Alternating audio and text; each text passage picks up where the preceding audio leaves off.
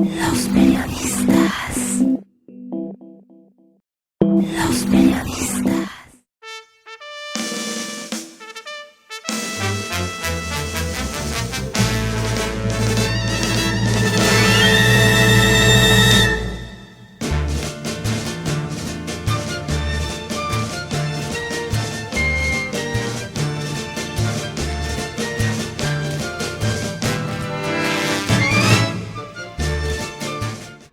Una lectora no radicada en Puebla, nacida en territorio del sureste, acostumbrada a sabores como el achiote o la lima, preguntaba: cuénteme por favor cómo a qué debe saber la nogada, qué matices debe tener. Se trataba de un reto, pensó el aventurero Salacaín. ¿Cómo haría el locutor aquel para explicar el sabor de la nogada? ¿Acaso tendría, para empezar, los ingredientes correctos de la nogada empleada como salsa de los chiles poblanos del tiempo, rellenos del picadillo de carne de cerdo y frutas de Calpan? Partiendo de la experiencia personal, cuando en una mesa se discute sobre el sabor de la comida, las conclusiones suelen ser contradictorios y pocas veces existe un común denominador en la definición, salvo cuando quienes se sientan a comer el mismo platillo son de los llamados paladares educados, formados, es decir, aquellas personas cuya experiencia en probar alimentos y limpiar la lengua, no fumar, no ponerse loción, no padecer de resfriado, no tener infecciones en la boca, no usar soluciones bucales y un sinnúmero de requisitos difíciles de cumplir, salvo por estar animados a buscar lo perfeccionable en el gusto. Si partiéramos de la base de definir primero cuál de las 50 variedades comestibles de nueces en el mundo debe usarse, podríamos, decía Salacaín a quien lo escuchaba, empezar por definir un sabor de la empleada para los chiles en nogada. ¿50 variedades?, preguntó una de las amigas aquella mañana. Sí, respondió Salacaín. Hay 50 variedades registradas: la nuez de palma, la de la India, la encarcelada, la pecana, la macadamia, la moscada, la chandler, y así podrían presentarse otras tantas. Quizá la mayoría ajenas al territorio mexicano, ya no se diga al poblano, y cuyo consumo no es como producto fresco, sino salado, caramelizado. Y entre todas ellas, la nuez derivada del árbol conocido como nogal europeo, famoso ya en el siglo XV y cuyos frutos eran saboreados con recetas muy originales por los judíos del Sefard, es decir, los sefarditas, radicados en el Reino de Castilla, hoy España.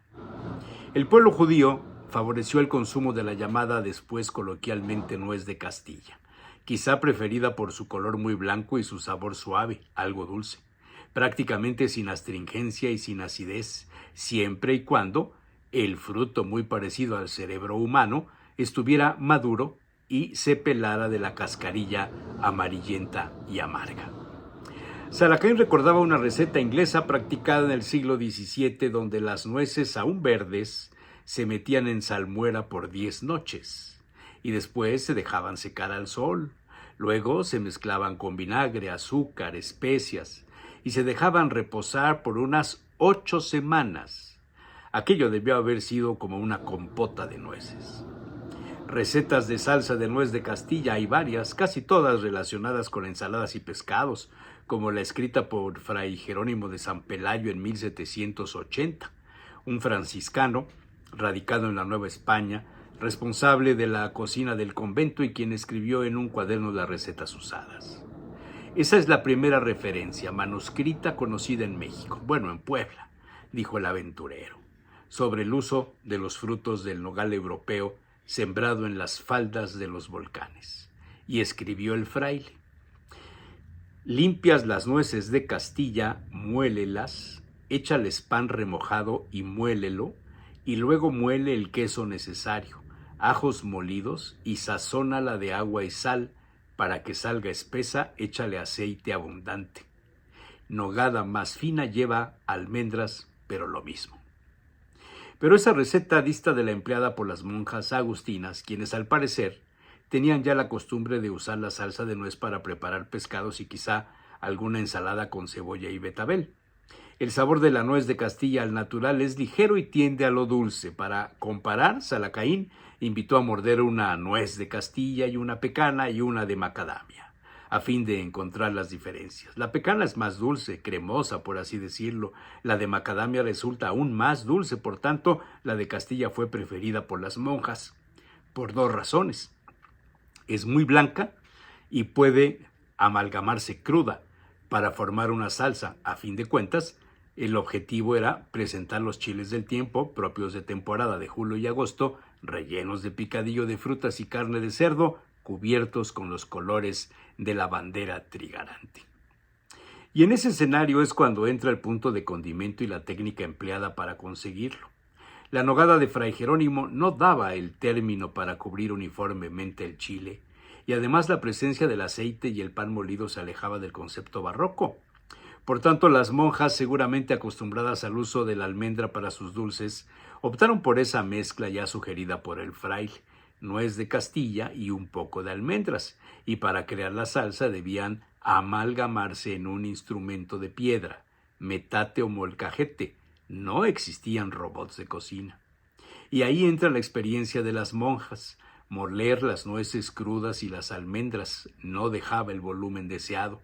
Se hizo necesario agregar un chorrito de leche y en lugar de pan, el trozo de queso de cabra, fresco, también muy blanco y con un grado de sal para aportarlo a la salsa final. Lo demás fue el sello, la sazón conventual, un poco de sal, muy poco de azúcar y un condimento olvidado por muchos cocineros y cocineras modernos.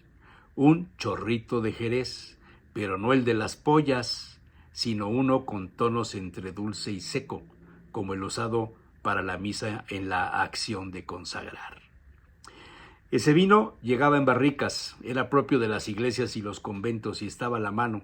Además, la presencia de un jerez permitía un grado de alcohol para conservar la nogada y para evitarse cortar a la mezcla y, por supuesto, acabó de aportar un sabor muy agradable al paladar. Las escuchas saboreaban, salivaban. La descripción de Salacaín había conseguido despertar la memoria gustativa y el recuerdo les hizo imaginar cómo debe saber una nogada. Ni muy dulce ni salada, no melosa, con poca acidez, no debía invadir el paladar ni chocar con el relleno del chile del tiempo. Más bien debía permitir morder y masticar el conjunto, con lo cual la nogada, dijo el aventurero, no debe ser insípida y menos sosa. La textura de la nogada no es aguada, no es líquida ni espesa como un atole. Debe ser manejable con la cuchara de palo para cubrir el chile, sin dejar escurrimientos. Por tanto, no puede ser derivada de una espuma, ni producto de un robot de cocina. Debe hacerse a la antigüita, decía el aventurero. Un metate, y eso también es un arte. Quebrarla no es limpia, molerla, bajarla del metate, y ahí es donde se va agregando un poco de almendra y el queso y se baja con la leche. Una de las amigas preguntó, ¿cuál jerez recomiendas usar? Uno hecho con 2 uvas, Palomino seco y Pedro Ximénez, es decir, una mezcla de uvas secas y dulces, simplemente un oloroso, y si es medium, mejor. Luego entonces, ¿cómo ha de saber la nogada?, preguntaron.